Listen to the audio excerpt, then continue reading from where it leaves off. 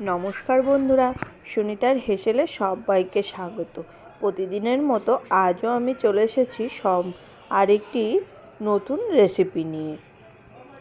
আজ আমি আপনাদের সঙ্গে শেয়ার করব একদম বাটা মশলার ঘরোয়া পদ্ধতিতে কোনো রকম লঙ্কার গুঁড়ো কিংবা লাল লঙ্কার গুঁড়ো ছাড়াই আজ আমি চিকেন কষা তৈরি করে দেখাবো।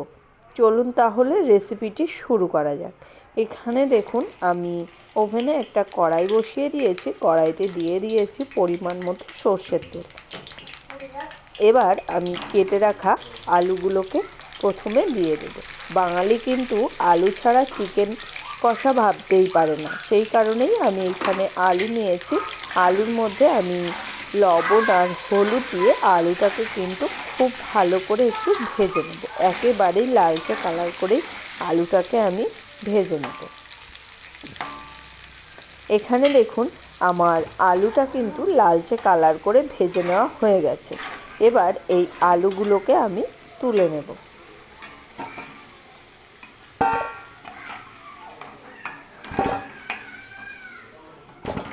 এবার ওই একই তেলের মধ্যেই আমি ফোড়নটা তৈরি করে নেব। তার জন্য এখানে দিয়ে দিয়েছি দুটো শুকনো লঙ্কা আর দিয়ে দেব গরম মশলা ফোড়ন। গরম মশলার মধ্যে আমি এলাচ, দারুচিনি আর লবঙ্গ নিয়েছি। আর দিয়ে দেব সামান্য একটু গোটা জিরে। ফোড়নটা একটু ভাজা হয়ে এলে এর মধ্যে এবার আমি দিয়ে দেব দুটো মিডিয়াম সাইজের পেঁয়াজকে আমি কুচি করে নিয়েছি। সেই পেঁয়াজ কুচোনোটা আমি এখানে দিয়ে দেব। পেঁয়াজটাকে এবার আমি খুব ভালো করে একটু ভেজে নেব। একেবারে একটু লালচে কালার করেই পেঁয়াজটাকে ভেজে নেব। পেঁয়াজটা কিন্তু লালচে কালার করে ভাজলে মাংসের টেস্টটা কিন্তু খুব ভালো আসে। তার কারণেই আমি এখানে পেঁয়াজটাকে একটু লালচে কালার করেই ভেজে নেব। আর এখানে আমি কিন্তু আজ কোনো রকম পেঁয়াজ বাটা ব্যবহার করব না। আজ আমি এই কুচানো পেঁয়াজ দিয়েই চিকেন কষাটা তৈরি করব। দেখুন পেঁয়াজটা কিন্তু খুব ভালো করে ভাজা হয়ে গেছে। এবার এর মধ্যে আমি দিয়ে দেব আদা 1 চামচ, রসুন 1 চামচ আর দিয়েছি স্বাদ অনুযায়ী কাঁচা লঙ্কা বাটা। যেহেতু আজ আমি কোনো রকম লঙ্কার গুঁড়ো কিংবা লাল লঙ্কা ইউজ করব না, তার কারণে আমি এখানে পরিমাণ মতো কাঁচা লঙ্কা বাটা ব্যবহার করেছি। সমস্ত মশলা খুব ভালো করে মিশিয়ে নিয়ে মশলার মধ্যে আমি দিয়ে দেব স্বাদ অনুযায়ী লবণ আর পরিমাণ মতো হলুদ গুঁড়ো। লবণ আর হলুদ গুঁড়ো দিয়ে মশলাটাকে কিন্তু খুব ভালো করে একটু কষিয়ে নিয়েছি রসুনের কাঁচা গন্ধ চলে যাওয়া পর্যন্ত। এবার এর মধ্যে আমি দিয়ে দেব একটা বড় সাইজের টমেটোকে আমি ছোট টুকরো করে কুচিয়ে নিয়েছি। সেই টমেটো টুকরোটা দিয়ে দিয়েছি। আর দিয়ে দিয়েছি জিরে আর ধনেটাকেও আমি কিন্তু শিলনোড়াতে একবারে মিহি করে বেটে নিয়েছি। সেই জিরে আর ধনে বাটাটা এখানে আমি দিয়ে দিয়েছি। সমস্ত মশলা খুব ভালো করে আমি কষিয়ে নেব। একেবারে মশলা থেকে তেল ছাড়া পর্যন্ত মশলাটাকে কিন্তু খুব ভালো করে একটু কষিয়ে নিতে হবে। দেখুন এখানে আমার মশলাটা কিন্তু খুব ভালো করেই কষানো হয়ে গেছে। এবার আমি ধুয়ে রাখা চিকেনগুলো দিয়ে দেব। এখানে আমি 700 গ্রাম চিকেন নিয়েছি। চিকেনটাকে খুব ভালো করে মশলার সঙ্গে একটু মিশিয়ে নেব।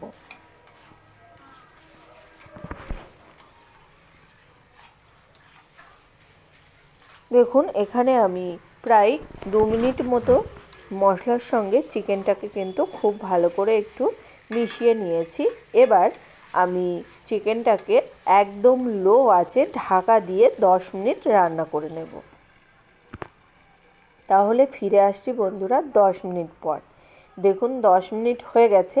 আমি ঢাকনাটা খুলে দেখে নেব। দেখুন চিকেন দিয়ে কিন্তু অনেকটাই জল বেরিয়ে গেছে। এবার আমি গ্যাসের আঁচটা একটু জোরে দিয়ে চিকেনটাকে কিন্তু খুব ভালো করে একটু মিশিয়ে নেব। আমি আবারও খুব ভালো করে মিশিয়ে নিয়ে এর মধ্যে এবার দিয়ে দেব ভেজে রাখা আলুগুলো। যেহেতু কষা বানাবো তার কারণেই কিন্তু আমি এরকম ঢেকে ঢেকেই চিকেনটাকে আমি কষিয়ে নেব। এতে চিকেনটা অনেক সফট হবে আর খেতেও কিন্তু খুবই ভালো লাগবে। আমি আলুটা দিয়ে খুব ভালো করে মিশিয়ে নিয়ে আমি আবারও ঢাকা দিয়ে রাখবো মিডিয়াম আঁচে আরও 10 মিনিট। তাহলে ফিরে আসছি 10 মিনিট পর। দেখুন 10 মিনিট হয়ে গেছে। আমি এবার ঢাকনা খুলে দেখে নেব। মাঝে মাঝে এরকম ঢাকনা খুলে একটু নেড়ে দিতে হবে, তাই না হলে কি হবে, মশলাটা কিন্তু নিচে লেগে যেতে পারে। খুব ভালো করে আবারও একটু মিশিয়ে নিয়ে আমি আবারও ঢাকা দিয়ে রান্না করে নেব 5 মিনিটের জন্য। দেখুন 5 মিনিট পর আমি ঢাকনা খুলে দিয়েছি।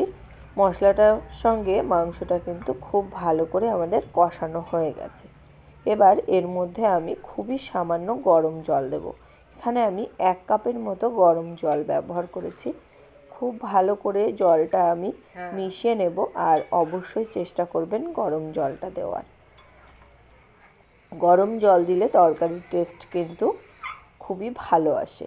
আমি জলটা দিয়ে খুব ভালো করে মিশিয়ে নিয়ে আমি আবারও ঢাকা দিয়ে রান্না করে নেব। প্রায় 5 থেকে 7 মিনিট মতো আমি ঢাকা দিয়ে মিডিয়াম আঁচে রান্না করে নিয়েছি।